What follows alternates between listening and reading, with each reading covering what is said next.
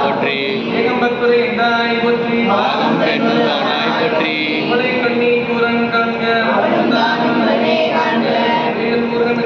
அரோகரா போற்றி போற்றி போற்றி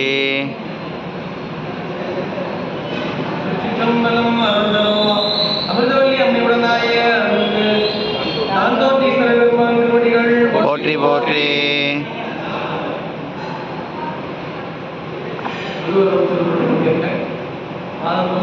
நான்காவது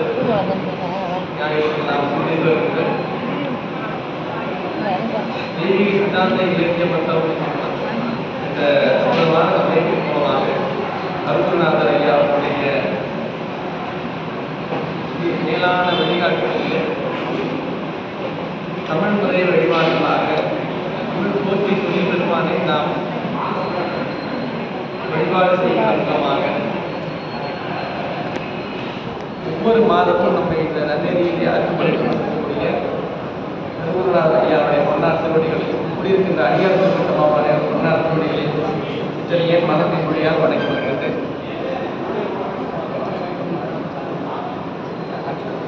திருவருள் பயன் என்கின்ற சித்தாந்த நூலை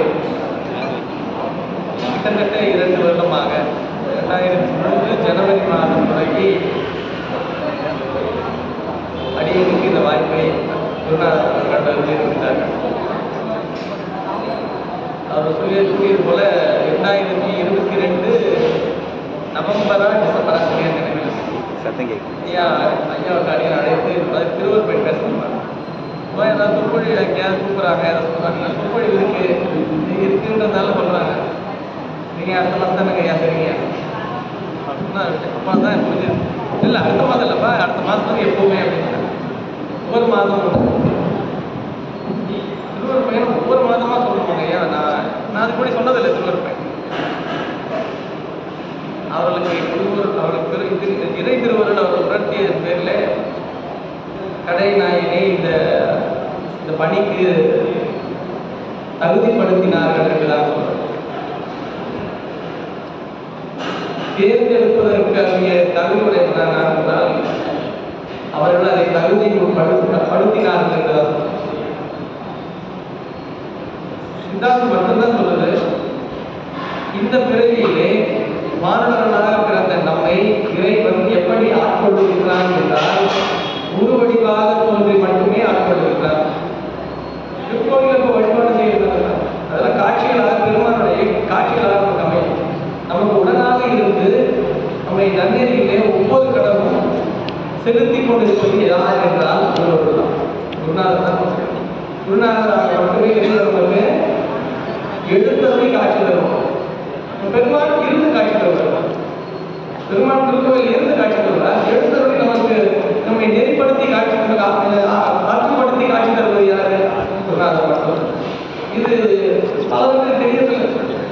நீங்க குருநாதரை பற்றியோ குருவருளை பற்றியோ யாருக்கா பழக்கமா சொன்னீங்கன்னா கூட சரிங்க சொல்ல.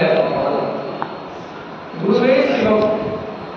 சிவம் என்றால் இது திருக்கோவிலே இருந்து நமக்கு அருள் புரிகின்ற சிவம், நமக்கு இருந்து அருள் புரிகின்ற சிவம் இயக்கி நமக்காக அருள் புரிவதுதான் குருநாதர்.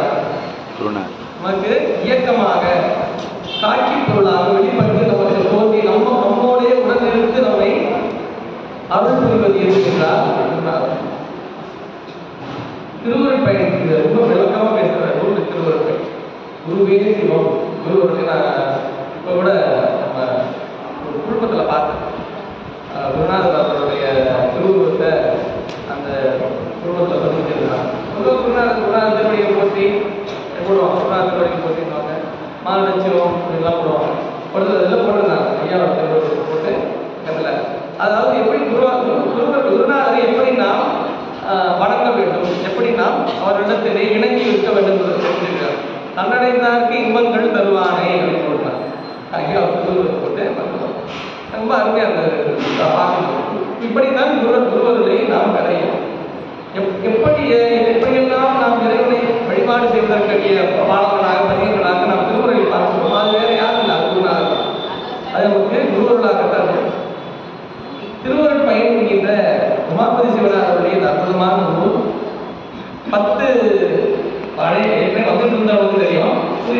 இடம் வந்திருக்குன்னா அது தெரியும் இல்லையா?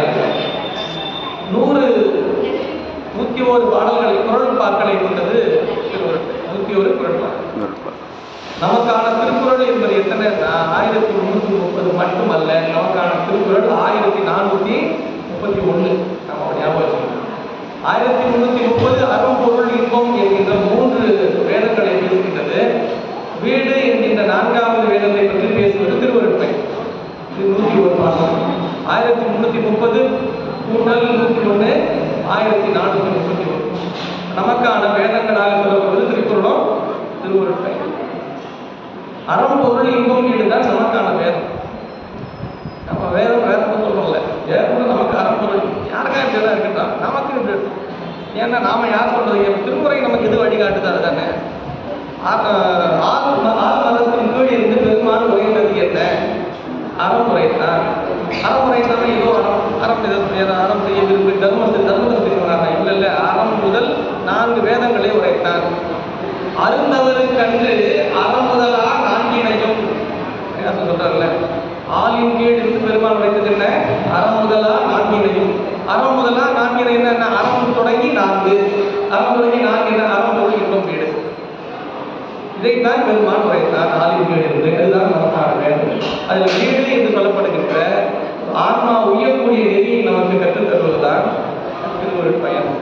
அருளின் பயன் என்ன என்பதை நமக்கு விளக்குவதுதான் அருளின் பயன் என்ன? அருள் என்றால் திருவருள். இந்த திருவருளுடைய பயனை ஆன்மா உணர்கிறதா? ஆன்மா உணர்கிறதா என்றால் இல்லை. அது அதை நினைத்து கூட பார்ப்பதில்லை. ஆன்மா எதை நினைத்து கொண்டு வாழ்ந்து கொண்டிருக்கிறது என்றால், எது நமக்கு கிடைக்கவில்லையோ, எது நமக்கு இடர்பாடாக வருகிறதோ, இதை நினைத்து மட்டுமே இந்த பிறவியை கடந்து கொண்டிருக்கிறது. நமக்கு எதையெல்லாம் பெருமாள் தந்திருக்கின்றான், அருளோடு அல்லவா அந்த உயிர் வாழ்ந்து கொண்டிருக்கிறது என்பதை உயிர்கள் உணர்வதில்லை. அதைதான் பேசுகிறார்.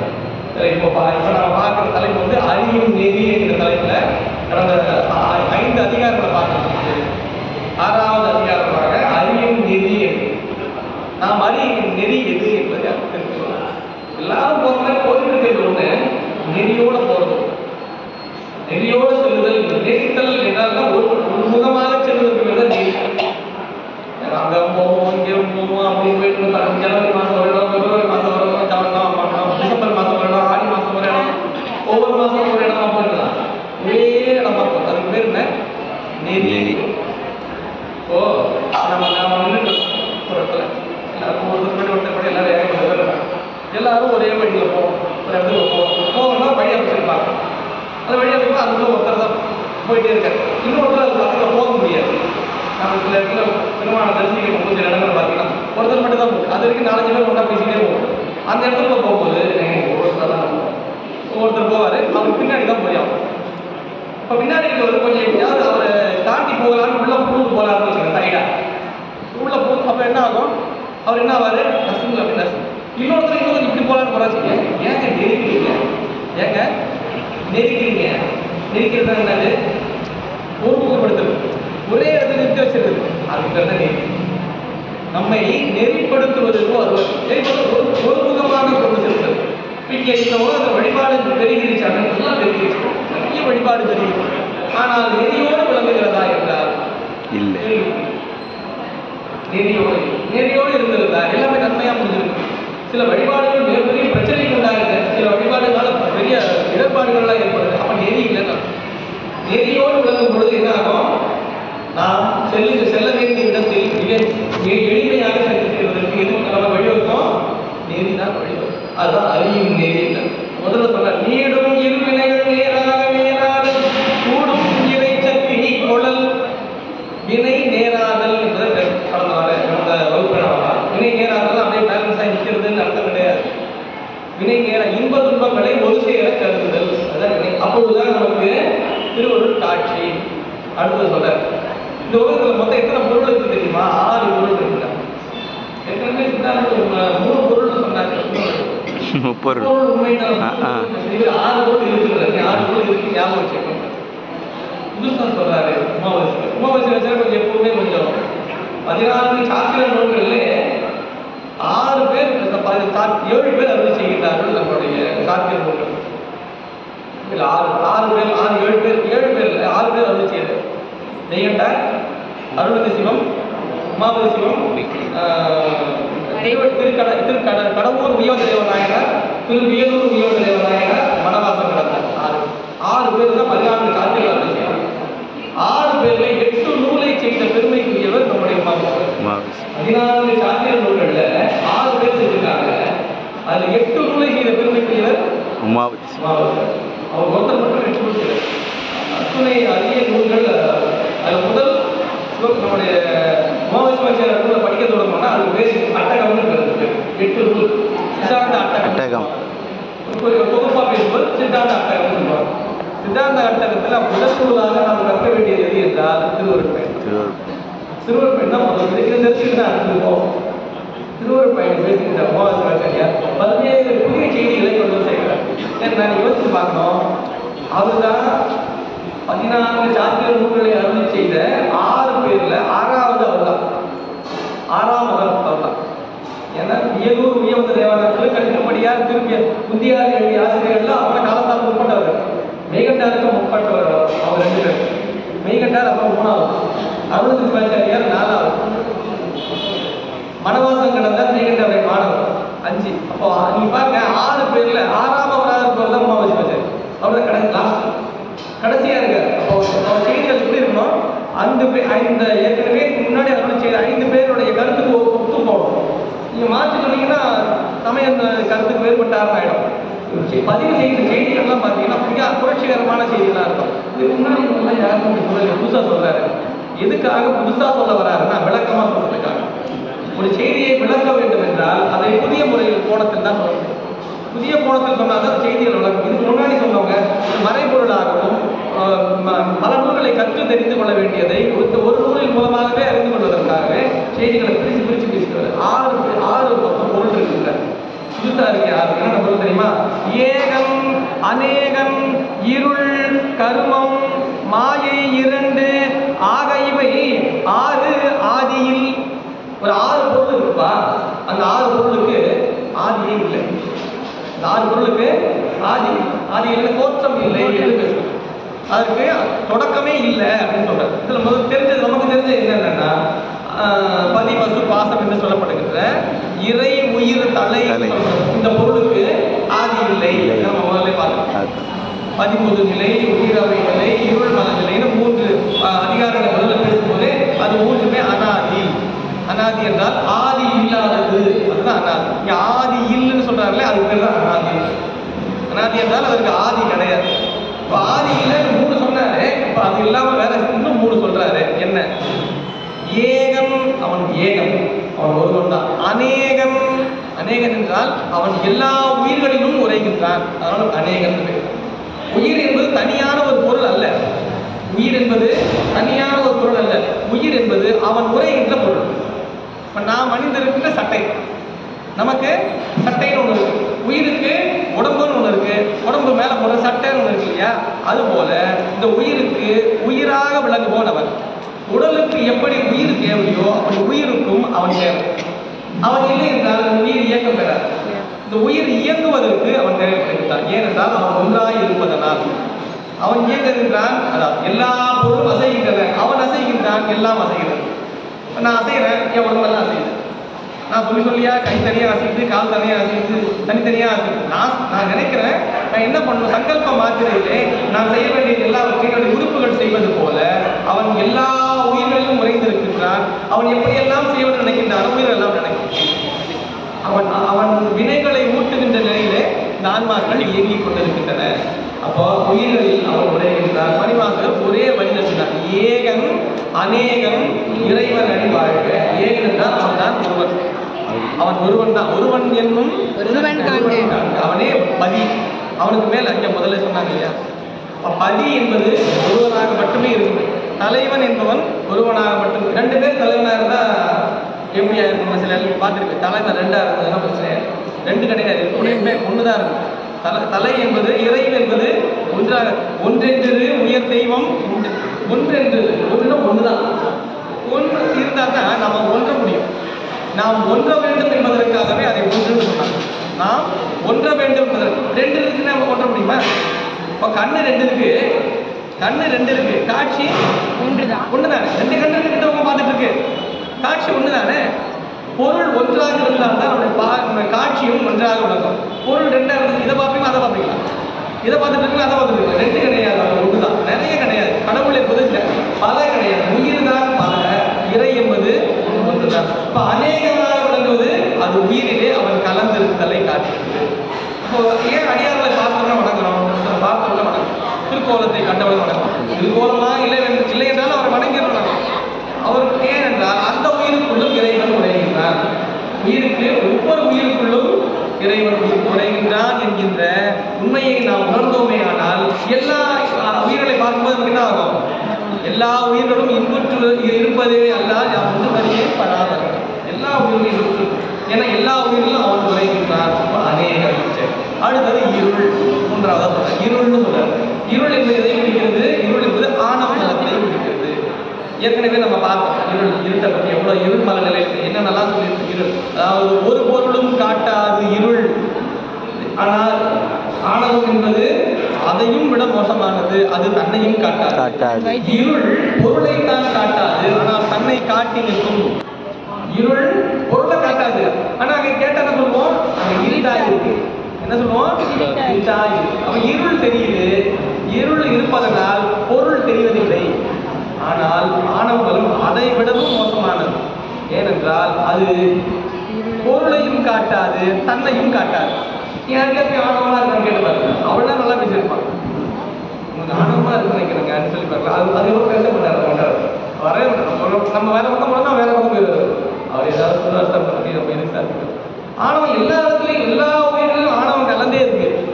எப்ப கலந்து தெரியாத கலந்தே தான் இருக்காது. உயிர் எப்படி அரிசி உண்மையோ அப்படி உயிரிலே ஆணவம் கலந்தே தான் இருக்கு. தங்கத்தில் செம்பு கலந்திருப்பது போல உயிரிலே ஆணவ மலம்.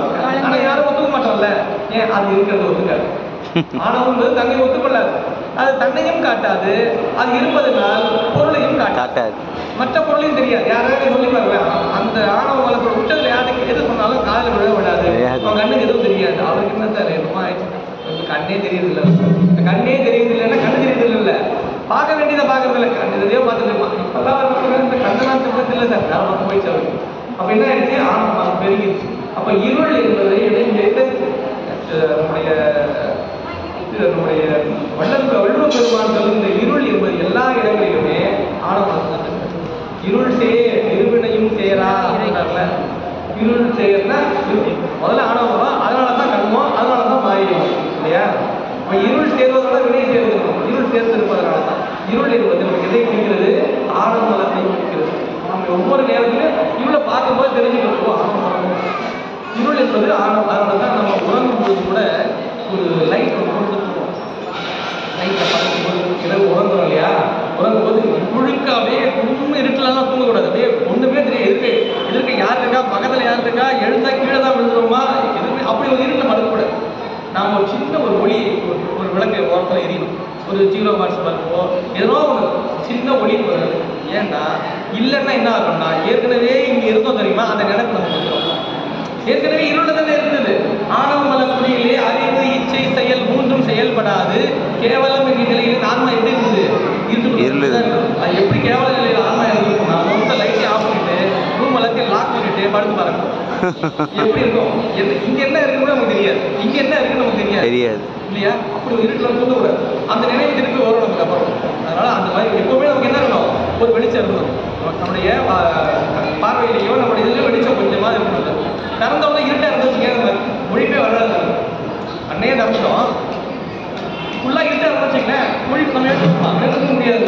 இருட்டா தானே இருக்கு, தூங்கிட்டு தான் இருக்கு. விழிப்பு இருள் இருக்கின்ற வரை நம்மால் விழிக்கவே இயல, விழிப்பே நமக்கு வராது. அப்ப இருள் என்பது எதை குறிக்கிறது? ஆணவ மலத்தை குறிக்கிறது. அடுத்தது புதுசா சொல்ற கருமம். இருளுக்கு அப்புறம் கருமம்னு சொல்ற. கருமம்னா என்ன? கர்மம். கர்மம் என்பது கண்மம், கண்மம் வினை, கருமம், அதுதான் கர்மம். கர்மம்னு சொல்றோம் இல்லையா? இன்னும் புரியும், இன்னும் எனக்கு புரியுற மாதிரி சொல்லலாம். கர்மம், கர்மம்னா என்ன? ஒரு காரியம். அவர் ஏதாவது செய்யும் போது என்ன சொல்லுவான்? ஒரு கர்மம் செய்ய வேண்டாம், ஒரு கர்மம் ஒரு வேலையை செய்ய வேண்டாம் அர்த்தம். அந்த கர்மம் என்பது வேலையை குறிக்கிறது, ஒரு செயலை குறிக்கிறது. அது இங்க செயல் என்பது எதை என்றால் வினைகள். என்ன வினைகள்? வினைகள் 2 வகைப்படும். நல்வினை தீவினை அது நல்வினை தீவினை தோன்றிய பிறகு அது நல்வினை தீவினை ஆகுது. தோன்றிய பிறகு நல்வினை தீவினை. அதற்கு முன்பாக அது வினைகளாகவே விளங்கும் பொழுது எப்படி இருக்கும்னா 3 நிலையில வளரும். என்னன்னா ஆன்மாக்கள் செய்யும் பொழுது அது பிராரப்தமாக சஞ்சிதமாகவும் பிராரப்தமாகவும் ஆகாமியமாக வளரும். சஞ்சிதம் என்றால் பழவினை, தமிழ்ல சொல்வது பழவினை சஞ்சிதம். நுகர்வினை இப்பொழுது நாம் எல்லாம் அனுபவித்துக் கொண்டிருக்கிற இன்ப துன்பங்கள் என்பது நுகர்வினை. இதை செய்து இந்த நுகர்வினையை நுகரும் பொழுது ஒரு வினை ஈட்டும். இந்த வினையை நுகரும் பொழுது ஒரு வினை ஈட்டும் இல்லையா, அது வருவினை. தமிழ் வடமொழியில தான் சஞ்சிதம், பிராரப்தம், ஆகாமி. தமிழ்ல பழவினை, நுகர்வினை, வருவினை. இதை பிராரப்தம் என்ன பண்ணுவாங்க, பேச்சு வழக்கில் இப்பெல்லாம் கொஞ்சம் பழைய பேசுவாங்க. ஏன்னா நமக்கு ஒரு பிராப்தம் இல்லை பார்த்தீங்களா, நான் கேட்கறதுல நமக்கு அந்த பிராப்தம் இல்லைங்க, அந்த பிராப்தம் இல்லை பிராரப்தம் சொல்ல தெரியல பிராப்தம்னு சொல்லிடுறது. அது பிராரப்த கர்மா இல்லை, அது என்ன பண்றது அப்படின்னு பேசுவோம் பழைய ஆளுங்களாம். இது பிராரப்த கர்மா இருக்கணும் இல்லையா, இந்த பிறவியிலே நுகர வேண்டியதுன்னு இருக்கணும் இல்லையா, அது பேர் பிராரப்த கர்மா. அது இருந்தால் தான் இந்த பிறவியில இன்ப துன்பம். இப்போ வினைகள்னு சொன்னேன், வினைகள் என்பது நமக்கு எப்படி வந்து சேரும் என்றால் பிராரப்த கர்மாவாகும். எப்படி வரும், இன்ப துன்பங்களாக இந்த பிறவியிலே இன்ப துன்பங்களாக. எப்படி இந்த பிறவியில் இன்ப துன்பங்களாக வருது, ஏதோ ஒரு பிறவியில் செய்த நல்வினை தீவினை. வினை என்பது செய்த மாத்திரத்திலேயே இறந்து போயிடும், செய்த மாத்திரத்திலேயே முடிந்து போயிடும். ஆனால் அந்த செயலினுடைய பயன் புண்ணிய பாவங்களாக பதிவு செய்யப்படும். அந்த செயலுடைய அவுட்புட் இல்லையா, வெளிப்பாடு ரிசல்ட் இருக்கு இல்லையா, வெளிப்பாடு எப்படி இருக்கும், புண்ணிய பாவம். நல்வினை புண்ணியங்களாக, தீவினை பதிவு செய்யப்படும். முடிஞ்சு போச்சு, அவ்வளவுதானே, பதிவு செஞ்சாச்சா.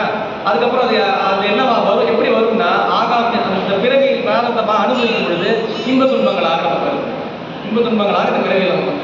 அப்போ தோன்றும் பொழுது அது எப்படி தோன்றுது, இன்ப நல்வினை தீவினைகளாக, பதிவும் பொழுது பாவ புண்ணியங்களாக, வெளிப்பாடும் பொழுது இன்ப துன்பங்களாக. இப்ப நமக்கு வெளிப்பாடு என்ன தெரியுது, இப்படி பின்னாடி இருந்து பார்க்கணும். சஞ்சிதம், பிராரப்தம், ஆகாமியம், பழவினை, நுகர்வினை, வருவினை. இந்த வருவினை இருக்கு இல்லையா, வருவினை தான் தோற்றம். நுகர்வினை இருக்கு இல்லையா, இதுதான் நமக்கு என்ன நம்மளுடைய ஆக்கம் தான். இன்ப துன்பங்கள் அனுபவிச்சாதான் தெரியும் நமக்கு இன்ப துன்பம். இப்போ இது பதியும் பொழுது என்ன ஆகுது, பாவ புண்ணியங்களாக பதியும். இப்போ இப்படியே தான் போயிட்டு இருக்கு, இந்த சுழற்சியிலேயே தான் இருக்கு. இது கர்மம், இதற்கு பேர் தான் கர்மம் என்பது. இப்படி ஒரு இதற்கு காரியம்னு பேர். இந்த காரியம் என்பது எப்படி நிகழ்கிறது என்றால், காரியம் நிகழ்வதற்கு ஒரு காரணம் தேவை. ஒரு காரணம் தேவை. எல்லா காரியத்திற்கும், இந்த உலகத்தில் நடைபெறுகின்ற எல்லா காரியங்களுக்குமே கண்டிப்பாக ஒரு காரணம் இருந்தே ஆகும். காரணத்திற்கு காரியம் இல்லாம வேணா போயிடலாம், அது காரண நிலையிலேயே போயிடாம போயிடலாம். ஆனா காரியம் நிகழாம இருக்க. ஆனா ஒரு காரியம் நிகழ்ந்து விட்டால் ஒரு காரணம் கண்டிப்பாக தேவை. எல்லா கண்டிப்பா இந்த உடம்பு இருக்கு, இதுக்கு இந்த உடம்பு எப்படி வந்தது, இது ஒரு காரிய பொருள். உடம்புன்னு ஒன்று வந்துருச்சு, எப்படி வந்திருக்கும், வினைன்னு ஒன்று இருந்தது, அதனால வந்தது. வினை என்ற ஒன்று இருந்ததினால் இது வினை என்பது அப்போ காரணம், உடம்பு பிறவி என்பது காரியம். இந்த காரணம் என்று சொல்லப்படுறது இல்லையா, காரணம் என்பதை சித்தாந்தம் இந்த கர்மம்ன்றது ரொம்ப முக்கியமான இடம். அதனால இது காரியம் என்று சொல்லும் பொழுது காரணமாக சொல்லப்படுகின்ற காரியத்திற்கு முதலாக விளங்குகின்ற காரணம் 3 நிலைகளே வெளிப்படும். எல்லா செய்திகளையும் நீங்க போய் பார்க்கலாம். ஒவ்வொருத்தருக்கும் ஒரு உதாரணமா எடுத்துப்பாங்க. பல்வேறு உதாரணங்கள் பல்வேறு அருளாளர்கள் சொல்லியிருக்காங்க. எல்லோரும் பொதுவாக எடுத்துக்கொள்கின்ற ஒரு உதாரணம் என்னன்னா, காரணம் என்பது 3 நிலைகளே அமையும். இந்த 3 நிலைகளே அமைந்த காரணம் என்ன என்றால், ஒன்று முதற் காரணம், மற்றொன்று துணை காரணம், மூன்றாவது நிமித்த காரணம். எல்லா காரணத்திற்கும் இந்த 3 பொருள் இருந்தால்தான் ஒரு காரியம் நிகழும். ஒரு காரியத்தை நிகழ்ச்சிக்கு காரியத்திற்கு காரணம் மிக முக்கியம்.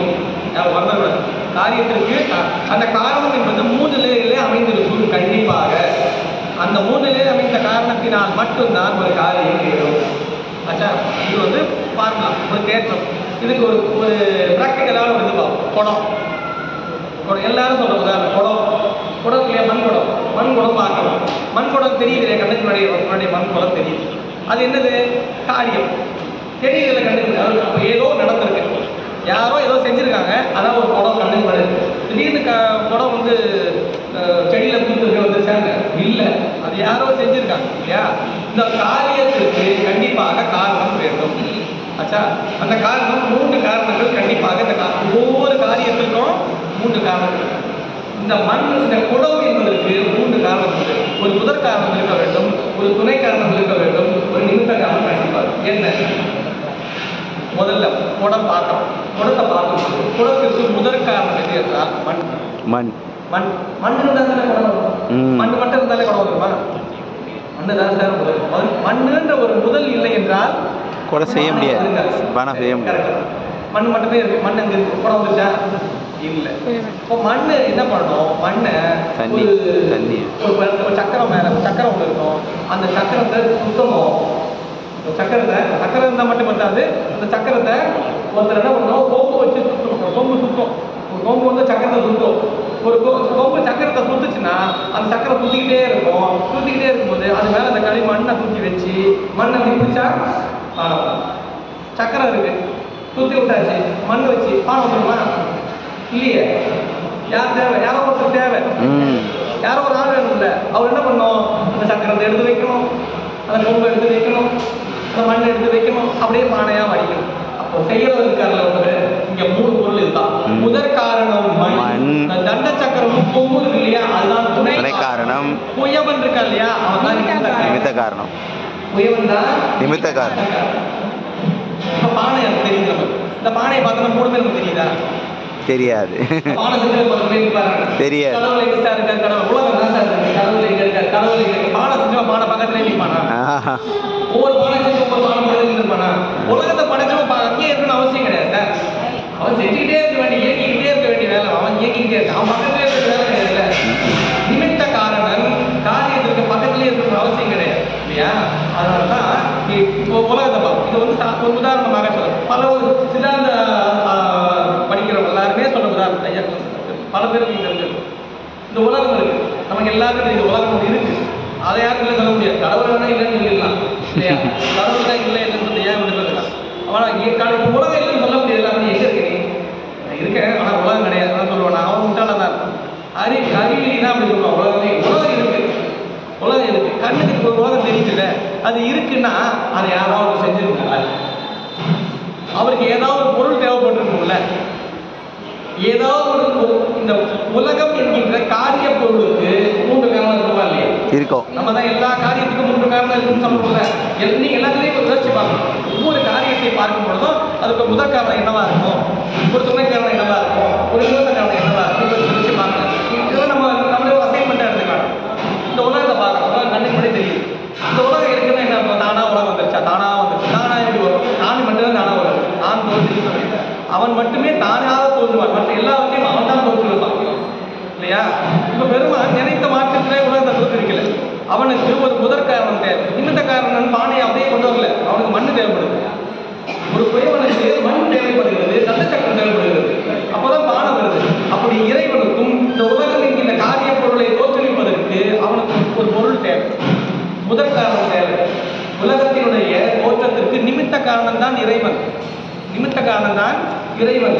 உலகத்தினுடைய தோற்றத்திற்கு முதற் காரணம் யார் தெரியுமா? மாயை.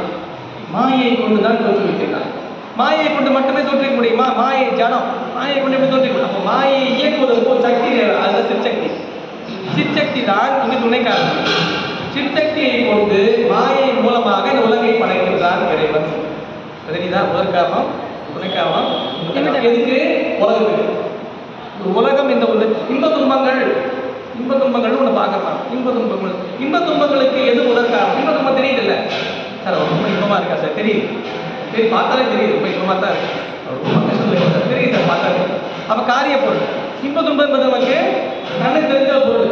அப்போ கண்ணுக்கு தெரிஞ்ச ஒரு காரிய பொருளுக்கு ஒரு 3 காரணம் இருக்கு இல்லையா? 3 காரணம் கண்டிப்பா இருக்கும். ஏதோ 3 காரணம். அதுக்கு ஒரு முதற் காரணம் இருக்கணும், அதுக்கு ஒரு துணை காரணம் இருக்கணும், அதுக்கு ஒரு ஒரு இன்ப துன்பம் என்பதற்கு முதற் காரணம் எது என்றால் மாயை தான். மாயை. இந்த மாயினாலதான் அதுக்கு எது துணை காரணம்னா அது மாயை. பிறவி தான் வருது இல்லையா? மாயினால பிறவி வருது நமக்கு. அதுக்கு துணை காரணம் எதுன்னா கண். வினைகள் இல்லையா? வினைகள் மாயிலிருந்து நமக்கு உடம்பு வருது. அந்த வினைகள் ஏன் நம்ம வந்து சேருது என்றால் அதற்கு இந்த வினைகளையும் மாயையும் நமக்கு கொண்டு உயிரை இயக்கி கொண்டிருப்பது எதுன்னா ஆணவம். ஆணவம் தான் நிமித்த காரணம். இப்ப இன்ப துன்பம் என்கின்ற காரியத்திற்கு ஆணவ மலம் என்பது நிமித்த காரணம், ஆணவ மலம் என்பது நிமித்த காரணம், கர்மம் என்பது துணை காரணம், மாயை என்பது முதற் காரணம். இப்படித்தான் நாம ஒவ்வொரு பொருளையும் அணுகலாம். அப்போ கர்மம் என்பது எவ்வளவு முக்கியம் பார்க்கணும். சரி, இப்போ கர்மம் என்பது முக்கியம்னு சொல்றீங்களே, வினைகள் ஒவ்வொன்றாக வந்து கொண்டே இருக்குதுன்னு சொல்றீங்களே, ஒரு வினை ஒன்றாக வரும் பொழுது அந்த வினை முடிஞ்சு போச்சு, அவ்வளவுதானே, இல்லாம போயிடுது இல்லை. அது ஒன்றாக மாறும் பொழுது பழைய அப்போ ஏற்பட்ட முதல் வினை என்ன ஆயிடுது, முடிஞ்சிடும். அந்த இன்பத்தை அனுபவிக்கும் பொழுது வினைகள் என்ன ஆயிடுது, முடிஞ்சு போயிடுச்சு. வினை இல்லாம போயிடுது. நீங்க ஏன் இங்க பாட்டு என்ன சொல்றாரு பரவக்கூடாது, கருமம் மாயை இரண்டு ஆக இவை ஆறு ஆதியில் இல்லைன்றீங்க, தொடக்கமே இல்லைன்றீங்களே, அப்போ முடிஞ்சிடும் எப்படி, அதுக்கு தான் நிறைய இல்லைன்றீங்களே. அப்போ வினை தொடங்குது, வினை ஆரம்பிக்குது, வினை வந்து ஆகாமியமாக சஞ்சிதமாக பிராரந்தமாக மாறி மாறி வினைகள் வந்து கொண்டே இருக்குன்னு சொல்றீங்களே, வந்துகிட்டே இருக்குன்னா அப்போ ஆதி இருக்குன்னு அர்த்தம். ஆதி இல்லைன்னு ஏற்பட்டாரு. இப்போ கர்மம் என்ற ஒன்றை அப்போ ஆதி இருக்குன்னு தான் தெரிய வருது. இது வரைக்கும் நம்ம பார்த்ததை வச்சு பார்த்தோம், இன்னும் கவனமா பார்க்கணும். இந்த கர்மம் என்று இவர் சொல்லுவது எது என்பதை பார்க்கணும். கர்மம் என்கின்றது இன்ப துன்பங்கள்னு பார்த்தோம், ஆகாமியம் சச்சிதம் பிராரந்தமாக அது விரிகிறதுன்னு பார்த்தோம்.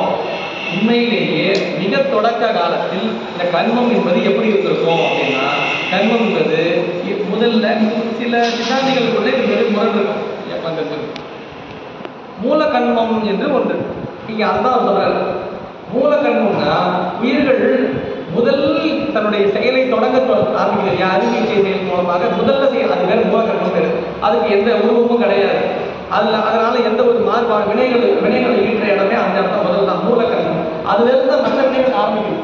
அந்த கர்மம் இருக்கு, அந்த கர்மத்தினால பிறகு வராது நமக்கு, அந்த மூல கர்மத்தினால பிறகு வராது. மூல கர்மத்தினால வினைகள் தான் முதல்ல அதிகமாகும், வினையினாலதான் நமக்கு பிறகு வரும்.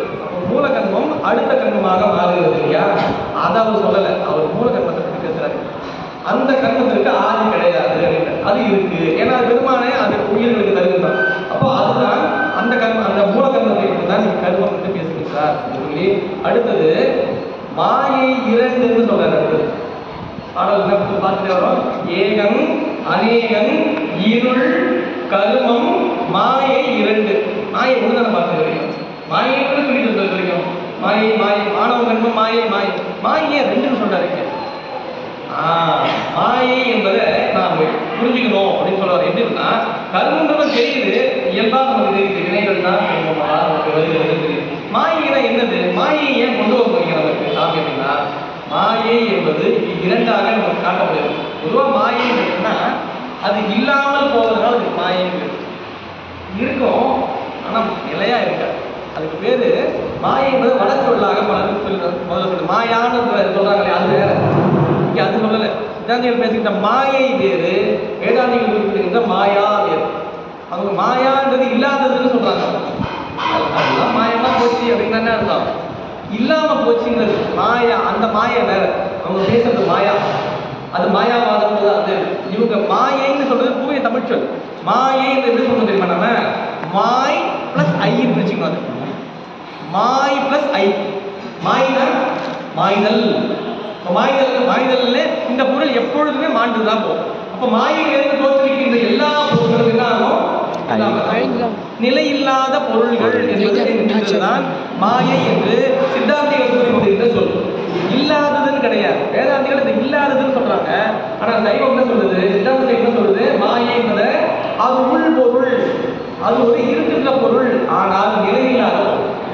இருக்கிற பொருள் தான் எப்பவுமே ஒரே மாதிரி இருக்கு அப்படின்னு சொல்றாரு. அப்போ அந்த மாயை எதை கொண்டு நாம் பாகுபடுத்தி பார்க்கலாம்னா, மாயை என்பதை ஆணவ கலப்பை கொண்டு பார்க்கலாம்.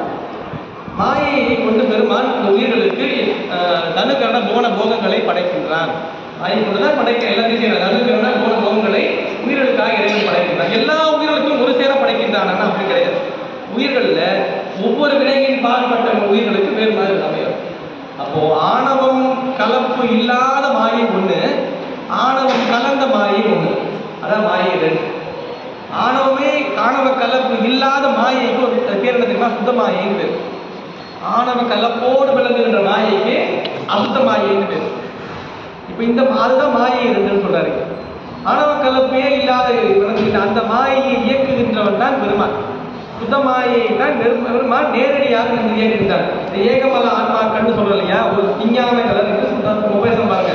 உயிரவை நிலையில பேச மூவகை ஆன்மாக்கள்ல பேசும்போது ஒரு மலம் உடைய ஆன்மா ஆணவ மலம் மட்டும். ஆணவ மலம்னா ஆணவமா நியாயப்படி இருக்காதுன்னு தான் சொல்லணும். அந்த ஆணவ மலம் இருக்கவே இருக்காது. விஞ்ஞான கலருக்கு ஆணவ மலமே இருக்காது. என்னன்னா அது பேர் வாசனா மலம்னு சொல்லுவாங்க. மலம் இருக்கு, அதாவது வாசம் இருக்கும். பெருங்காய டப்பா, பெருங்காய டப்பால வாசம் இருக்கும். அந்த வாசத்தை வச்சு நீங்க ஒன்றும் ரசம் வைக்க முடியாது, சாம்பார் வைக்க முடியாது, காரியப்படாது இல்லையா. ஆணவ அந்த மலத்தை கொண்டு எந்த வினைகளும் ஏற்படாது, அதனால பிறப்பு நிகழாது. ஆனால் மலம் ஒரு காலகட்டம் அந்த நிலையில இருக்கிறவங்க தான் சாமி இந்த உலகத்துக்கு அனுப்பியிருப்பாங்க. அருளாளர்களாக அவதார புருஷாக வராங்க. அவங்களாம் யாருன்னா அவங்க தான் ஏகமலம் இல்லாத பெருமானோடு இரண்டரை கலக்க இருக்கிற அந்த நிலையில் இருக்கிற ஆன்மாக்களை தான் சாமி அனுப்புவார். போங்க போங்க, ஏன்னா அவங்க என்ன வேணா செய்ய முடியும் அவங்களால. ஆனால் கண் மாயை இருக்கும் கலம் அதெல்லாம் ஞான சம்பந்தர் வந்தார், அப்பர் வந்தார், சுந்தரம் வந்தார்னா நம்மளை மாதிரி தான் சார் யாரும் பேச கூடாது. நம்ம தான் இல்லை, நம்ம உம்மலமுடைய நிலையில் அவங்கெல்லாம் கிட்டத்தட்ட எப்படின்னா ரொம்ப நெருக்கத்தில் இருக்காங்க சாமி. சாமி போக அனுப்பிவிட்டு அதெல்லாம் கிளம்பி வராங்க. டெபுடேஷன் நாளைக்கு சொல்றது. சாமி வந்து ஒரு மேலே வந்து அனுப்பிவிட்டார் போக அதில் வராங்க. அப்படி வந்து போவாங்க. அவ்வளோ மரியாதையாக வந்து அவர்கள் அந்த சுத்தமாயி விளங்குபவர்கள் தான் அந்த அவதார புருஷர்கள் அங்கே தான் இருப்பாங்க. அதை பெருமான் நேரடி கட்டுப்பாட்டில் இருக்கின்ற மாயைகள் தான் அவருடைய நேரடி கட்டுப்பாட்டு. அங்கே ஒரு தவிர போன போகம் உண்டு, அங்கே ஒரு ஐந்தொழில் உண்டு. அது நேரடியாக சாமியே செய்வார். அந்த இடத்துல அசுத்த மாயை செய்ய வரும் பொழுது நமக்கு அனந்த தேவர் வந்துடுவார். அனந்த தேவர் தான் ஐந்தொழில் அனந்த செய்வார். அசுத்த மாயை விட ரொம்ப மோசமான ஒரு மாயை உள்ளது. அதுல இருந்து சப் டிவிஷன் பண்ணி ஒரு மாயை பொதுவாக இருக்குதான். அந்த அசுத்த மாயிலேயே ரொம்ப மோசமானதா இருக்கு. அதுக்கு அதெல்லாம் என்ன பண்றதுன்னா அது சரி அடுத்த டிவிஷன் போட்டுருக்கு. என்ன பண்றது, பையன் படிக்கிறான், படிக்கல, நல்லா படிக்கணும், ஸ்கூலுக்கு போகணும், அங்கேயும் நல்லா படிக்கல, சரி டியூஷன் அனுப்புங்க அவனாரு. அது மாதிரி இன்னும் அடுத்தது இன்னும் படிக்கிறது, இன்னும் ஸ்பெஷல் டைம் போட்டு படிக்கணும், டியூஷன் அனுப்பணும். அப்பயும் படிக்கல, அவன் என்ன பண்றது, சரி காலையில இருந்து படிக்க வைங்க. காலையில் ஒரு டியூஷன் போகிறாங்க. ஏன்டாங்க சாயந்தரம் டியூஷன் சரியாக படிக்கிறது இல்லைன்றதால காலையில் ஒரு டியூஷன் இருக்கு. அப்போ இன்னொரு டியூஷன் போடுறாங்க இல்லையா. அது மாதிரி அசுத்த மாயை கொண்டு நம்ம உயிர்களை எப்படியா உயிரிக்கலாம்னு பார்க்குறாரு சாமி. ஆனால் அசுத்த மாயிருக்கு இன்னும் அது வினைகள் பெருக்கிடுச்சு, இன்னும் என்ன பண்ணுறது இல்லை, இந்த நம்பர் அதிகமாகிடுச்சு, சரி இதை பிரித்து விட்டுருன்னு சொல்கிறாரு சாமி. ரொம்ப சாதாரணமாக இருந்தால் இன்னும் அடுத்த கீழே பிரிச்சிடுறாரு. அதுதான் பிரகிருதி மாயை இன்னும் தெரியுது, இன்னும் அடுத்த நிலைக்கு போயிடுது. அதை வந்து ஸ்ரீகண்ட ருத்திரர் என்பவர் அந்த மூன்றாவது மாயை இயக்கிறார். முதல் மாயை யார் இயக்கிறார்? பெருமானே இயக்கிறார். இந்த மாயை ஆணவ கலப்பே இல்லாத அந்த மாயை யார் இயக்குகின்றார்? பெருமான் நேரடியாக இயக்குகின்றார். அதனாலதான் அங்கதான் சிவபெருமான் எப்படி விளங்குறாருன்னா அயனாய் திருமாலாய் சொல்ற. அப்புறம் தடந்தோ பிரமனா அயனாய்னு சொல்வார். அயனாய்னா மூவருமாக அவனே இந்த பணிகளை செய்கின்றான். காத்தல், அழித்தல், படைத்தல் மூன்றையும் செய்கிறான். என்ன செய்கிறான்? பொதுவா செய்யல, சுத்தமாயை நேரடியாக இயக்கும் பொழுது அவனே அவனே உருத்திரனாக நின்று அந்த ஐந்து விலை ஆற்றுகின்றான் என்பதுதான் சுத்தமாய். இப்ப சுத்தமாயி என்கின்ற ஒன்று ஆணவ கலப்போடு விளங்குவது. அசுத்தமாயை என்பது சுத்தமாயை ஆணவ கலப்பு இல்லாமல் விளங்குவது. அசுத்தமாயை ஆணவ கலப்போடு, அதுதான் மாயை இரண்டு என்று அது பேசுகின்றார். இந்த மாயை இரண்டு தான் எதற்காக என்றால் உயிர்களுக்கு ஆணவ மலத்தின் வழியாக வருகின்ற வினைகளை உயிர்கள் குறிக்க வேண்டும் என்றால் அதற்கு சுத்தமாயிலிருந்து பண்ண முடியாது. அதனால் அசுத்தமாயிரு. அதன் மூலமாக அதை ஊட்டுவதற்காக இறைவன் கருணை கொடுத்து இரண்டு நிலைகளை காட்டுகின்றான். சுத்தமாயை இந்த மாயை இரண்டாக காட்டுகின்றான். இந்த இரண்டு மாயைக்குமே ஆதி கிடையாது. ஏன்னா அவனுடைய கட்டுப்பாட்டில் இருக்கிறதுனால மாயைக்கு ஆதி இல்லை என்பதனால சுத மாயைக்கு ஆதி கிடையாது, அசுத்த மாயைக்கு ஆதி. பிரகிருதி மாயைக்கு அது உண்டு அர்த்தம். அதாவது மாயை இரண்டு நிறுத்திட்டு இந்த ஆறு பொருள்கள் இந்த ஆறு பொருட்களுக்கு ஆதி இல்லை. சுத்த மாயை அவன் எப்படி இயக்குகின்றான் என்றால் இயக்குதல் கூட சுத்தமாயை இயக்குதல் கூட ஒரு இது வச்சிருக்காரு, பேட்டர்ன் வச்சிருக்காரு சார். ஒரு முறையை கையாளுறார். சுத்தமாயை அவர் விருத்தியாக்கி அதை செயல்படுத்துகின்றார். அசுத்தமாயை பரிணாமத்தின் மூலமாக செயல்படுத்துகின்றார். இந்த விருத்தி வேற, பரிணாமம் வேற. விருத்தி அடைதல் என்பது கண்ட கோபத்தை விருத்திப்படுத்துவார். விருத்தி ஆகிறது வேற, பரிணாமம். விருத்தி ஆகிறது எப்படின்னா இப்ப நம்ம எல்லாரும் உட்காந்துருக்கோம், எதில் உட்காந்துருக்கோம், பெட்ஷீட்ல உட்காந்துருக்கோம். பெட்ஷீட் எப்படி இருக்கு? விரிச்சி ஏவா இருக்குது. கொஞ்ச நேரம் கழிச்சு ஒரு பேச்சு கழிச்சு கொஞ்சம் போன வச்சுக்கலேன், அது இருக்காது. ஏன் எங்கே போச்சுன்னா அதை மடிச்சு ஓரமாக வச்சுட்டாங்க. அதை மடிச்சு ஓரமாக வச்சுட்டாங்க. திரும்பி இன்னொரு வந்து மகன் திரும்பி விரிஞ்சிருக்கு. இன்னும் திரும்பி விரிஞ்சிருக்கு. மடிச்சு வச்சுட்டு அடுத்த நிகழ்ச்சி வந்து போட்டாங்க. மடிச்சு வைப்பாங்க, திருப்பி போடுவாங்க. திருப்பி போட்டதை அடுத்து மடிச்சு வைப்பாங்க. அப்போ இப்போ என்ன ஆகுது? ஒன்று மாறுது, திருப்பி என்ன ஆகுது? பழையபடி ஆயிடுது. திருப்பி மாறுது, திருப்பி. இதுக்கு பேர் என்ன தெரியுமா? விருத்தின்னு பேர். இதுக்கு பேர் என்ன? விருத்தின்னு பேர். பரிணாமம். பெட்ஷீட் பரிணாமம் ஆயிடுச்சு அர்த்தம் கிடையாது. பெட்ஷீட் மாறிலாம் போகும். பரிணாமம் பொருள் என்ன தெரியுமா? ஒரு பொருள் மற்றொரு பொருளாக மாறும் பொழுது ஒரு பொருளாக இருக்குது இல்லையா, அது கெட்டு போயிடும். உதாரணத்துக்கு பால் தயிராக மாறுது. பால் தயிராக மாறுது இல்லையா, பால் இருக்கு, அது தயிராக மாறிடுச்சு. திரும்ப தயிர் பால் மாறுமா? பெட்ஷீட் மனுஷன் திருப்பிட்டு பால் மாறது வாய்ப்பு இருக்குமா? இருக்க. இதுக்கு பேர் தான் பரிணாமம்னு பேர். இதுக்கு பேர் பரிணாமம்னு பேர். மாறிடுச்சுன்னா முதல் கெட்டு போயிடும். விருத்தியில முதல் கெடாது. சுத்தமாயை விருத்தியின் மூலமாக இயக்குதுதான் அசுத்தமாயை பரிணாமம் மூலமாக செயல்படுத்தும். பரிணாமம் செய்து ஒன்றொன்றா ஆக்கி கொண்டே இருக்கும். அதனால தான் ரொம்ப ஆரம்பத்திலே சொன்னது, உயிர்களை இறைவன் தோற்றுவிக்கவில்லை. இன்னொன்று, இந்த டார்வினுடைய கொள்கையாக சொல்லப்படுகின்ற பரிணாம கொள்கையை சித்தாந்தம் ஏற்கவே இல்லை. ஒரு அறிவு உயிர் வந்தது, அப்புறம் 2 அறிவு உயிர் வந்தது, அப்புறம் 3 அறிவு உயிர் வந்தது, அப்புறம் 4 அறிவு உயிர் வந்தது, அப்புறம் 5, 6 குரங்குலேருந்து மனுஷன் வந்தான். குரங்குலேருந்து மனுஷன் வந்தான். பழைய ஜென்மங்க அப்படியே இருக்காங்க. குரங்குலேருந்து மனுஷன் வரல. யாராவது வச்சிருந்தீங்கன்னா அது வளர்த்து சித்தாந்த சைவம் ரொம்ப கிளியரா சொல்லுது. நம்ம சைவ காட்டு நெறி என்னன்னா, குரங்கிலிருந்து மனிதன் வரல. மனுஷனா தான் படைச்சாப்பா. மனுஷனை தான் படைச்சார். பரிணாம வளர்ச்சி அப்படின்னா அது பாத்தீங்கன்னா சில இடத்துல படிச்சிருக்கா, அப்படி உட்காந்துருக்கா, குனிஞ்சிருக்கா, குரங்கா இருக்கா, அப்புறம் நடந்து போறான். அப்படியே பரிணாம வளர்ச்சி வச்சு 6 இருக்கு. அப்ப குரங்கு இல்லாம போயிருக்கோம்ல. இப்போ குரங்கு இருக்குல்ல. இப்போ ஆமா, நானும் பார்க்கும்போதெல்லாம் அது பார்த்துக்கிட்டே இருக்காங்க. வேற எந்த விலகையும் கூட அப்படி பார்க்க மாட்டான். அதை பார்க்க குரங்க மட்டும் பார்த்தா அதுக்கு இன்னொன்று பார்க்கும்போது சொல்றான், அது என்ன பழைய ஞாபகம் தரும். அதெல்லாம் இல்லை. மனித இனத்துக்கு போல ஒரு இனமாக தோன்றுவது, அவ்வளவுதான். அது அதுல இருந்தா நல்ல குரங்குல இருந்தா மனுஷனா தான் படைச்சார். குரங்குல இருந்து மனுஷன் படைச்சா குரங்குல ஒரு இடமே இல்லாம போயிருக்குமா இல்லையா? இருக்குல்ல, பார்த்துதான் இருக்கா. மனுஷனுக்குள்ளேயே குரங்கு இருக்கு. குரங்கு தான் சார் இருக்கான். என்ன பேசுறாங்க, என்ன சொல்றாங்க, எல்லா உயிரும் 6 அறிவுக்குள்ளேயே இருக்கு. இப்ப தனியா 5 அறிவுல இருந்து 6வது வரல. நல்லா அப்போ குரங்கிலிருந்து மனிதன் தோன்றவில்லை. பரிணாமம் அல்ல, பரிணாம வளர்ச்சியை ஒத்துக்கல. ஏன்னா ஒன்றிலிருந்து தான் ஒன்றை தோன்ற வேண்டும்னா அது பெருமானுக்கு அவனுடைய என் குணங்களுக்கு மிகப்பெரிய குற்றமாயிடும். அவன் ஒரு பொருளை கொண்டுதான் ஒரு பொருளை படைத்தாங்க. ஒரு பொருளை படைப்பதற்கு ஒரு பொருள் அவன் தேவையே இல்லை. அவன் படைக்கணும்னு அப்படியே படைச்சிட்டான். மாயை கொண்டு எல்லாவற்றையும் ஒரு சேர படைத்தான் உயிர்களுக்காக. ஆனால் ஒவ்வொரு உயிர்களுக்காகவே தனித்தனியா ஒன்றுக்குள்ளேருந்து ஒன்றை படைக்கணும்னு அவசியம் இல்லை. இந்த முட்டையில இருந்தெல்லாம் கோழி வந்தது, கோழியில இருந்து முட்டை எல்லாம் கேட்கறாங்க பாருங்க. அதெல்லாம் சொல்லவே விட. கோழி தான் முதல்ல முட்டை முதல்ல கோழி முதலையெல்லாம் பழமொழி ஓடிக்கணும். கோழி தான் வந்தது. ஏன்னா அந்த முட்டை வந்துட்டு அது எங்க வந்து கேட்பீங்க அப்படிங்களா? இது எப்படிங்க வந்தது? தானா எப்படிங்க வந்தது? தானா வர்றது ஒண்ணுதான். நாம வந்து இதில் விட்டா தானா வருது. மற்றது எல்லாத்துக்கும் முட்டை என்பது ஒரு கோழியிலிருந்து தோற்றப்படுகின்ற ஒரு பொருள் உங்களுக்கு சொல்லிருச்சு. அப்போ ஒரு முட்டையை தனியா கொண்டு நிறுத்தக்கூடாது, கோழியை தான் இருக்கணும். கோழியிலிருந்து முட்டை வந்துருக்கும் இல்லையா? ஏன்னா கோழியை அவன் கோழியாவே படைத்தான், குரங்காவே படைத்தான், மனுஷனாவே படைத்தான். அதற்கு அவனுக்கு எதுவும் முதல் தேவைப்படாததுக்கு அவனுக்கு விச்சதின்றியே விளைவு செய்வாய் விண்ணும் மன்னகம் வயிற்று வாங்குவாய். விச்சதின்றியே அவருக்கு எந்த விதையும் தேவையில்லை, குரங்கு தேவையில்லை மனுஷனை உருவாக்குறதுக்கு. மனுஷன் குரங்கு தேவைப்பட்டாங்கன்னா அவனை எங்க மணிநாதோட விச்சதின்றிய விளைவு செய்வதற்கு என்ன பொருள் சொல்லுவீங்க? அப்புறம் என்ன எது சொல்றீங்க? மணிநாதன் ஒரு பொய்யான எதுல இருந்து எதையும் உருவாக்கல, அதாவது அப்படியே உருவாக்கணும். ஒரு சேர மனிதனாகவே படைச்சான், குரங்காகவே படைச்சான், கோழி. அப்போ அவனுக்கு மாயையிலிருந்து தோற்றுவிக்கின்ற பொருள் தான் தேவைப்படுது. உயிர்களுக்கான உடல் தோற்றுவிக்கின்றது தான் தேவைப்படுது தவிர ஒரு உயிரிலிருந்து இன்னொரு உயிர் தோற்றுவிக்கின்ற அவசியம் அவனுக்கு இல்லை. அதனால ஆதியில் அப்படின்னு சொல்லி முடிச்சுட்டு அடுத்ததாக 53வது பாடல் அடுத்து சொல்றாரு.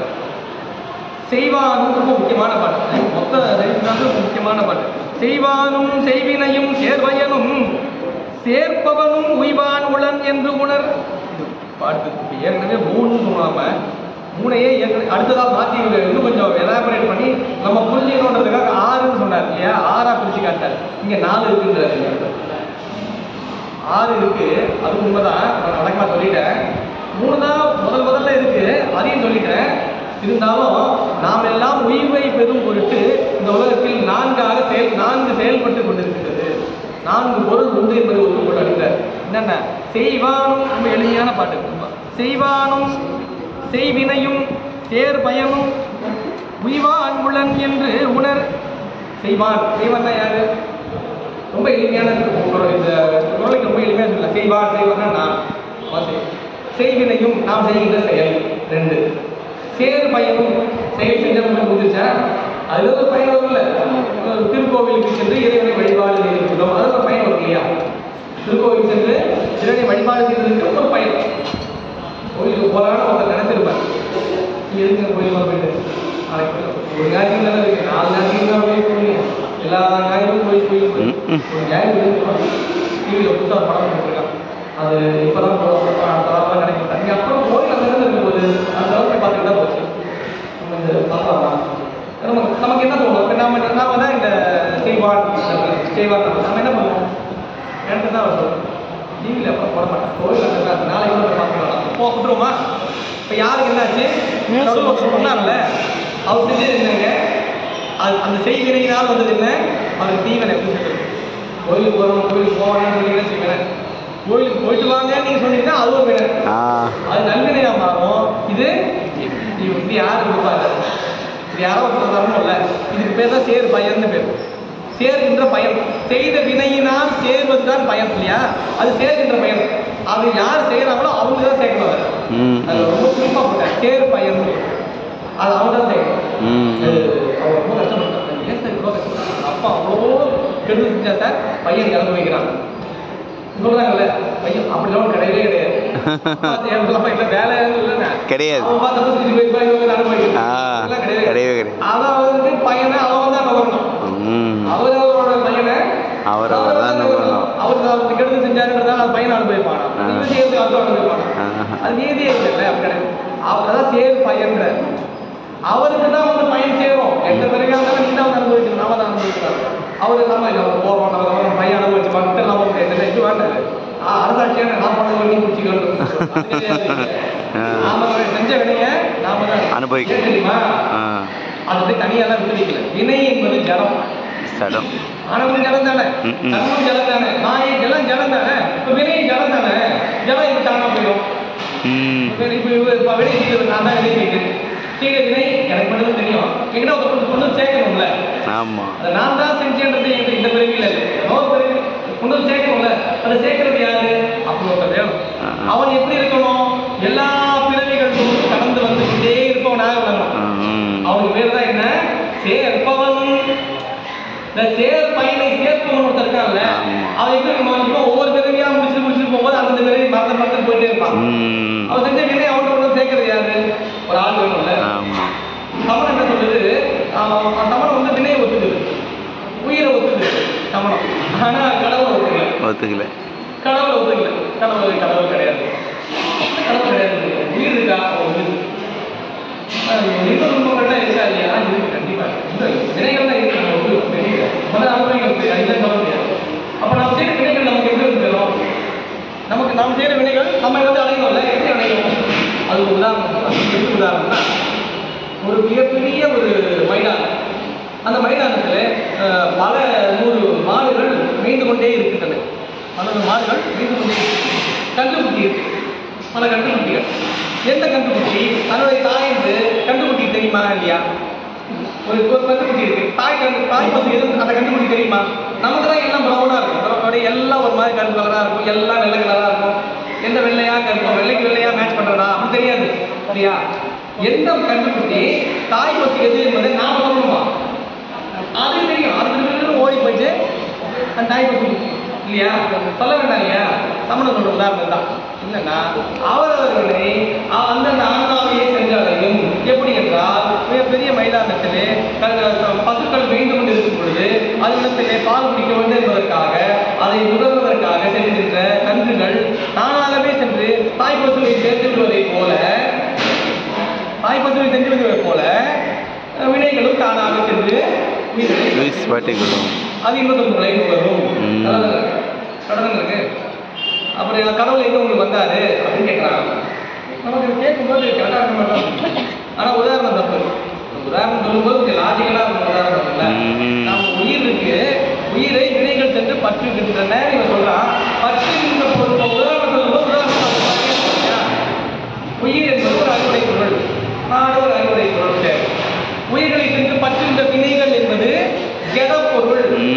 நம்ம வினை ஜடம் தானே.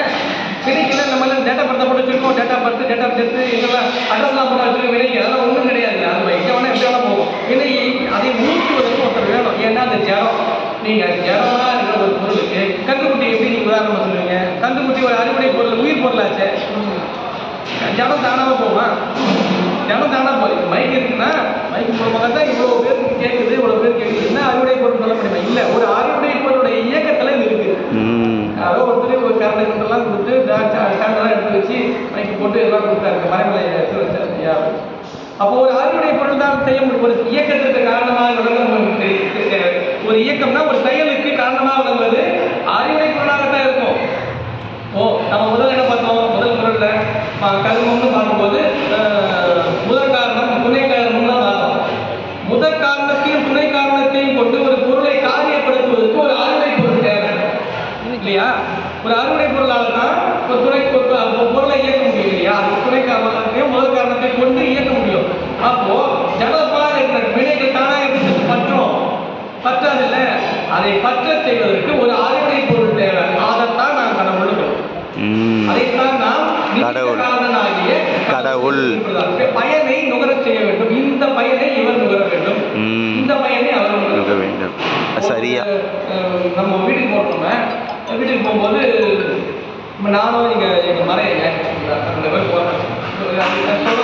பூச்சி எடுக்காத சொல்லுறாங்க. 2 பேர் போவோம் வீட்டுக்கு.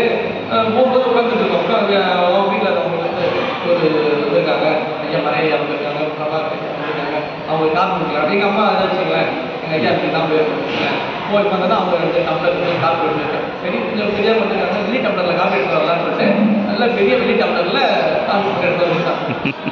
நான் 2 பேர் பிடிச்சிட்டே இருக்கோம். ஐயா வந்து இன்னும் பூஜை வரலன்னா, சரி அம்மா வந்து சரி உள்ள அம்மையை வேலை ஓ போனாங்க.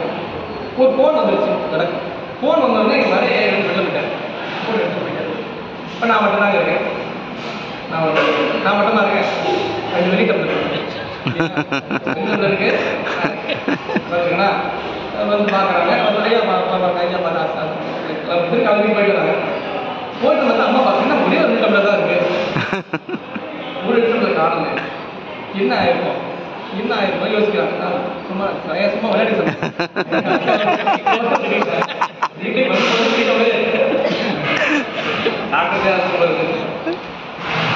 அப்போ யாரை சொல்லுவாங்க? மாட்டாங்க, மறைய எதிர்பார்ப்பு என்னாச்சு? 2 பேருக்கு போயிட்டு அந்த பழி யாருக்கு போயிடும்? அறவுட்டுக்கு போயிடும். செஞ்சது யாரு? நான் தான் எடுத்துட்டேன். என்ன முடிஞ்சு போச்சு. சரி போச்சு, நம்ம அதை விட்டாங்க, அவ்வளோதான் போச்சு. சரி, ஒரு பொருளை எடுத்தாச்சுல்ல, இந்த பொருளை எடுத்ததுக்கு ஒரு பயன். இதுக்கு பயன் யார் தருவா? யாருக்கு தெரியும்? யாருக்குமே தெரியாது. இது யாருக்கு தெரியாது? கண்டாணி ஒருவன் கடவுளுக்கு எழுதிருப்பான்.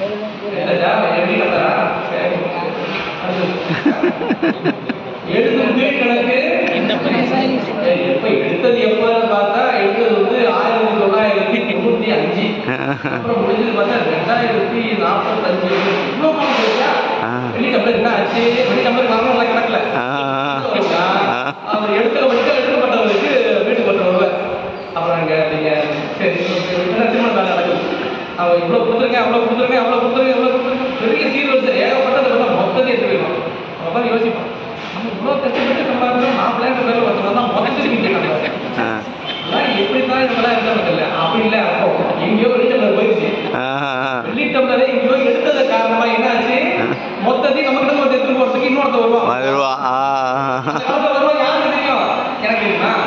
எனக்கு ஞாபகம் இருக்காது, எடுத்தவங்களுக்கு ஞாபகம் இருக்காது, யாருக்கு ஞாபகம் இருக்காது. ஆனா அதை கொண்டு வந்து சேர்க்கிறவன் பையனை எப்படி கொண்டு வந்து சேர்ப்பான்? ரொம்ப நாள் ஆகுது இல்லை, எப்பயோ எடுத்தது. அன்னி வெள்ளி காசு ஒன்னா இல்லை, அப்ப பொருள் அதிகமாயிடும். பொருள் அதிகம். வினை எவ்வளவு காலம் தாமதித்து நம்மை வந்து தேடுகிறதோ அந்த அளவுக்கு வினை பெருகிடும்.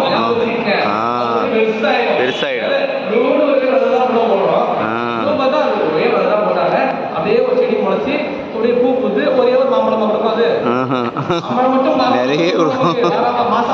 வருஷம் அறுவடை பண்ணிக்கிறோம். நம்ம வினை அப்படித்தானே, ஒண்ணுதான் விதைச்சோம், பல்கி பெருகும் பொழுது நாளாக நாளாக நாளாக இன்னும் பழி பெருகும். நல்வினை அப்படிதான் நீண்ட நாட்கள் ஆக ஆக யாரோ 10 ரூபாய் எங்கேயாவது போட்டுருக்கோம். ஒரு 20 வருஷம் 30 வருஷம் கழிச்சு வந்து ஐயா உங்களுக்கு ஒரு 25,000 ரூபாய் கொடுக்கலாம் முடிவு பண்ணியிருக்கோம். ஒரு 25,000 கொடுத்து வச்சு அவர் மரியாதையாக கொடுப்பாங்க. அவங்க ஆண்டா எப்படியோ கொடுத்தாங்க, என்னைக்கோ கொடுத்தது என்னைக்கோ செஞ்சது அதை கொண்டு வந்து இன்னைக்கு நமக்கு இந்த கூட வட்டி கிட்டி எல்லாம் போட்டு மொத்தமாக கொடுப்பாரு. நமக்கு எப்படி கொடுப்பாரு? இப்ப யாராவது ஒருத்தர் வேணும்ல, அவன் தான் சேர்ப்பவனும் பயனை சேர்ப்பவன் ஒருவன் தேவை கண்டிப்பா.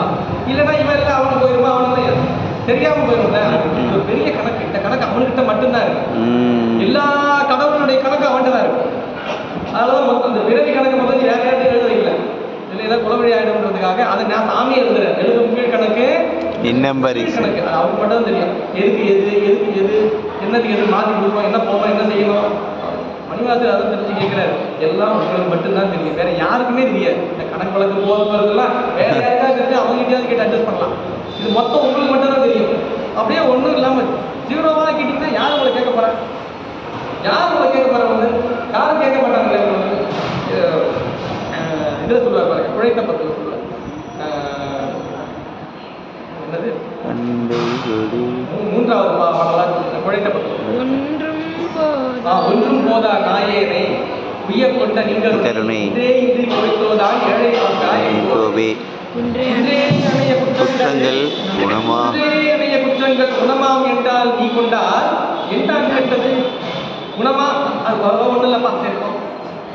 இதில் சொல்லுவாங்க தேர்தல் நேரத்தில் உங்களோட விவசாய கடன் 45,000 கோடி மொத்தம் தள்ளுபடி முடிஞ்சு போச்சு. அவ்வளோதான். அவ்வளோ வாங்கலாம், ரொம்ப சொல்றதுக்கு போயிடும். மொத்த கடன் தள்ளுபடி எல்லாத்தையும் அப்படி டிரைவர் பண்ணிடலாம்ல சாமி. நீங்க யாரும் உங்களை வந்து என்னன்னு கேட்க போறா?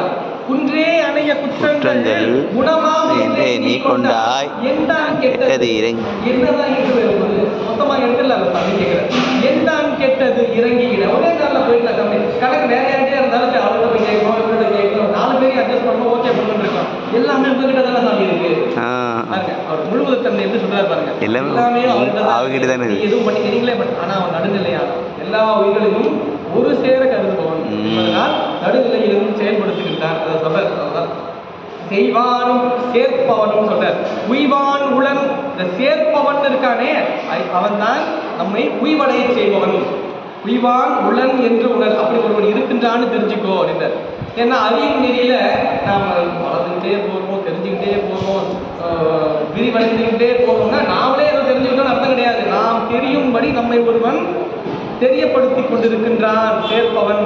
சித்தாந்தம் படிக்கிறோம், தேவாரம் படிக்கிறோம், திருமுறைகள்லாம் படிக்கிறோம், நிறைய பாடுறோம், போகிறோம்னா அதெல்லாம் நிறைய படிக்கிறோம் சார். இதெல்லாம் நீங்களாம் அவ்வளோ படிக்கிறது இல்லையா? அப்புறம் நம்ம ஒன்றும் பெருசாக எடுக்க நம்ம தான் படிக்கிறோம். நம்ம படிக்கல, நான் அவளை படிக்கிற மாதிரி ஒருத்தர் செஞ்சுட்டு இருக்காரு. நாம் படிக்கின்ற அளவிலே, நாம் ஓதுகின்ற அளவிலே ஒருவன் நம்மை நெறிப்படுத்தி சேர்ப்பவன் உளன். உய்வான் எதற்காக இருக்கின்றான்? நாம் உய்வடைய வேண்டும். எதுக்கு சார் வினையை சேர்க்கணும்? வந்து உயிருக்கு செய்தி என்ன? உயிர்களுக்கு வினைகளை இறைவன் கூட்டுகின்றான்.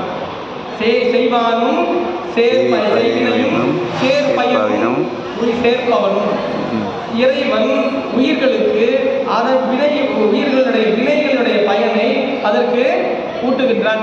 ஏன்? அதுதான் உய்வான். பாட்டில் உய்வான்னு போட்டிருப்பார்ல. நாம் உய்வை பெற வேண்டும் என்பதற்காகவே ஒருவன் இதை செய்து கொண்டிருக்கின்றான், அவன் இருக்கின்றான் என்பதை உணர்ந்து கொள். இதுதான் அறிவு நெறி.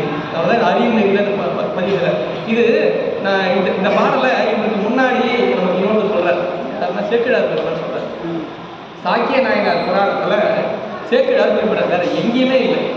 வேற அவ்வளோ 4286 பாடல்கள் உள்ள சேக்கிழார் பெரிய புராணத்துல மொத்த சித்தாந்தத்தையும் ஒரே வழியில சொன்ன ஒரு பாடலா திருமுறை பெரிய புராணத்தில் இருக்குன்னா அது சாக்கிய நாயனார் புராணம். சாக்கியர் பாக்குறாரு. சாக்கியர் வந்து அவர் சாக்கியர் தான், சாக்கிய மதத்தை சேர்ந்தவர் தான். சாக்கிய மதம் தான் இருக்கு. அவர் வந்து பல நூல்களை கற்றுக்கொண்டே இருக்கின்றார், பல ஆய்வுகளை எல்லாம் செய்து கொண்டே இருக்கின்றார். ஆனால் அது குழப்பமா இருக்கு, நிறைய விஷயங்களுக்கு பதில் சொல்ல தெரியல நிறைய பேரால். அதெல்லாம் அப்படிதான் எப்படி, அதெல்லாம் அப்படிதான் அப்படியே புரிஞ்சுக்கல, சும்மா எல்லாம் கேள்விக்கிட்டே இருக்கீங்க அப்படியே விட்டுறாங்க. உங்களுக்கு தெரியல என்னடா இது, எப்படி ஒரு தானா உடைக்கும், எப்படி ஒரு தானா அப்படின்னு நிறைய கேள்விகளோடு விளங்குற சாக்கியர். சாக்கியர் பதில் சொல்றாரு, எனக்கு எல்லா கேள்விகளுக்கும் பதில் சொன்ன ஒரே சமயம் சைவம் தான். சைவம் தான் பதில் சொல்றாரு. அது சைவத்துக்கு மட்டும்தான் அந்த நிலை உண்டு என்பதை விளக்குவது போல சேக்கிழார் பெருமான் ஒரு பாடம் வைக்கிறார் இதுல பெரிய புராணத்துல. செய்வினையும், இது அப்படியே மாற்றி செய்வினையும் செய்வானும் அதன் பயனும் சேர்ப்பானும் மாற்றி சொல்றாரு. முதல்ல செய்வான்னு சொல்லிட்டாரு, இவர் வினை முதல்ல சொல்றாரு. அவரு செய்வான்னு உயிரை பற்றி முதல்ல சொன்னார். யாரு? உமாபசி வாசிட்டார். இவர் வினையை முதல்படுத்துறாரு. ஏன்னா வினையினாலதான் செய்ய முடியுது. செய்வினையும் செய்வானும் அதன் பயனும் சேர்ப்பானும் மெய்வகையால் நான்காகும் விதித்த பொருள் எனக் கொண்டே சொன்னார்ல. உய்வான் உளன் என்று உணர்ன்னு சொன்னார்ல, அது இருக்குன்னு தெரிஞ்சுக்கோன்ற. மெய்வகையால் நான்காகும் விதித்த பொருள் எனக் கொண்டே இவ்வியல்பு சைவ நெறி அல்லவற்றிற்கு இல்லை என உய்வகையால் பொருள் சிவன் என்று அருளாலே உணர்ந்து அறிந்தார். உய்வகையால் சொல்றார்ல, அதுதான் உய்வான் சொல்றார். நாம் உய்வை பெறுவதற்காகவே பயனை உயிர்களுக்கு சேர்த்து அதை இன்ப துன்பங்களை எல்லாம் உணர்ந்து அதிலிருந்து தெளிவை பெற வேண்டும் என்பதற்காகவே அதற்கு வினைகளை ஊட்டிக்கொண்டே இருக்கின்றான். அதனால் இந்த இயல்பு சைவ நெறியை தவிர வேற எதுக்கு இல்லைன்ற. ஏன் திருவள்ளுவர் கோயிலில் குறிப்பிடுறாரு தெரியுதா? சேக்கிழார் சொல்லியிருக்கார். சேக்கிழார் தான் மோகன் சிவாச்சாரியாருக்கு ஒரு முன்னோடி. அங்கே இருக்காரு. இந்த பாடல் அங்கிருந்து தான் வருது, பெரிய பாடல் தான். ஏன்னா அவர் 12ஆம் நூற்றாண்டு, இவர் 14 வந்துடல, அதனால தான் வராரு. வரலாறு நம்ம பார்த்து பண்ணணும். பெரிய புராணத்துக்கு இதுக்கப்புறம் வந்து பெரிய புராணத்துல இருந்து இவர் எடுக்கிறார், கொண்டு வர்றாரு. சிவன் அருளாலே உணர்ந்து அறிந்தார். இதை கூட தன் பொருள் 4 என்பதை உணர்ந்தோமே, நான் தெரிஞ்சுக்கிட்டேன் சார், நான் அதை தெரிஞ்சுக்கிட்டேன் சார், இல்ல இல்ல நான் தெரிஞ்சுக்கிற மாதிரி சிவபெருமான் எனக்கு உணர்த்தினார். நம்ம சொல்லிக்கிட்டே இருக்கோம். நம்ம ஒவ்வொரு அறிவானம் தானே அறிவிப்பான் தானே அறிவாகின்றான் தானே. நான் இதெல்லாம் தெரிஞ்சுக்கோ என்ன தெரியுமா, இதெல்லாம் நம்ம இன்னைக்கு தெரிஞ்சுக்கிற மாதிரி சாமி செஞ்சாரு பாரு, அதுதான் சேர்ப்பவன் என்பவன். இந்த செய்தி எங்கேயோ இருக்கு, எவ்வளோ காலத்துக்கு முன்னாடி சொன்னது, இன்னைக்கு நம்ம தெரிஞ்சுக்கிட்டோம். பல பேருக்கு இன்னைக்கு இது புதிய செய்தியா இருக்கும். ஐயா ஏற்கனவே தெரிஞ்சிருப்பாங்க. சிலருக்கு இன்றைக்கு தான் புதிதாகுது. இன்றைக்கு நம்முடைய அருகிலே இந்த செய்திகள் சென்று பதியும் வண்ணம் பெருமான் நமக்கு உணர்த்தினார். அதுதான் நமக்கு செய்தி. எதற்காக? நாம் உய்வை பெற இது இருந்தாவது சேர் பயன், அந்த பயனை சேர்த்து ஒருவன் இருக்கின்றான். எல்லா செயல்களுக்கும் வினைகள் உண்டு. எல்லா செயல்களும் பயனை தரும். கண்டிப்பாக வினை செய்தால் பயன்லாம் வராது சொல்ல முடியாது. எல்லா செய்வினைகளுக்கும் ஒரு பயன் உண்டு. அதை சேர்ப்போம் ஒருவன் உண்டு. அதை அனுபவிப்பதுதான் உயிர்கள். அது உயிர்கள் அதிலிருந்து காரியப்பட்டு அதில் தெளிந்து அதிலிருந்து வெளிப்பட வேண்டும் என்பதற்காகத்தான் அதை பெருமான் நமக்கு ஊட்டிக் கொண்டே விளங்குகின்றான் என்று சொல்லி, அடுத்ததாக இன்னொரு பாடம்,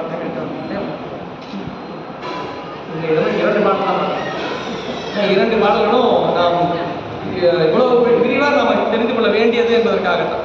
பாடலுக்கு பொருள்னு நான் ஒன்று என்ன சொல்றது, ஏன்னா ஐயா என்கிட்ட திருவருப்பேட்டை கொடுக்கும்போது 1 வருடத்துல நிறைய சொல்லி சொன்னாங்க என்கிட்ட. எனக்கு 1 வருடத்துல எப்படி நிறைய பண்ண போறேன், சரி எப்படியாவது சொன்னா 1 இல்லை 1.5 வருஷத்துல முடிச்சுருவோம். 1ன்னு சொன்னா 1.5 வருஷம் முடிச்சுருவோம். 1.5 வருஷம் வந்து 2 வருஷமே போய்கிட்ட இப்பதான் பாதியா.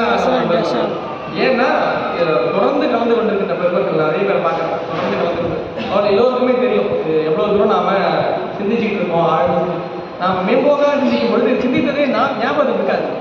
சிந்தித்ததே ஞாபகம் நீண்ட நேரம் பார்க்க நாம் சிந்திக்கும் பொழுதுதான் நம் அறிவில் பதிவு ஏற்படும். அப்போ ஒரு குரலாக விளங்கும் பொழுது, ஓரிரு பாடல்களாக 2, 3 பாடல்களாக விளங்கும் பொழுது சிந்தனையில் நிற்கணும்.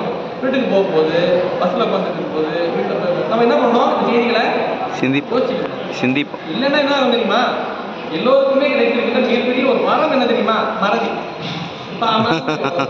நீங்க சொன்னீங்க, ஆனா நீங்க அன்னைக்கு மறந்து வச்சு ஏன் மறந்து தெரியுமா, நாம ஞாபகப்படுத்துறதே இல்லை. எப்பவுமே ஞாபகத்துக்குள்ளே அப்படி ஞாபகத்துக்குள்ளேயே வச்சுக்கணும். பாட்டு எப்படி பார்க்கணும், பாடல்கள் சொல்ல என்னன்னு பார்க்கணும், இது நமக்கு எப்படி பயன்படுத்துன்னு பார்க்கணும். இது நம்ம யோசிக்கணும். இது நம்ம வாழ்வியல்ல நமக்கு தினமும் பயன்படுத்துற பொருள்லாம் கிடையாது.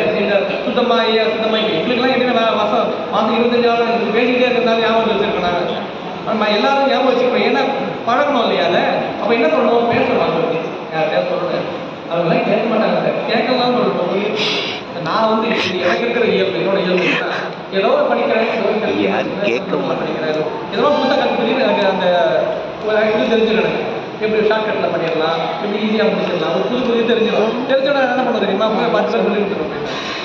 இப்படிதாங்க இப்படிதாங்க எல்லாரும் நினச்சிப்பாங்க, பரவாயில்ல எல்லாம் தெரிஞ்சால் சொல்லி கொடுத்துருக்கீங்க நினச்சிப்பாங்க. ஒரு பெருமையாக தெரிஞ்சுப்பாங்க.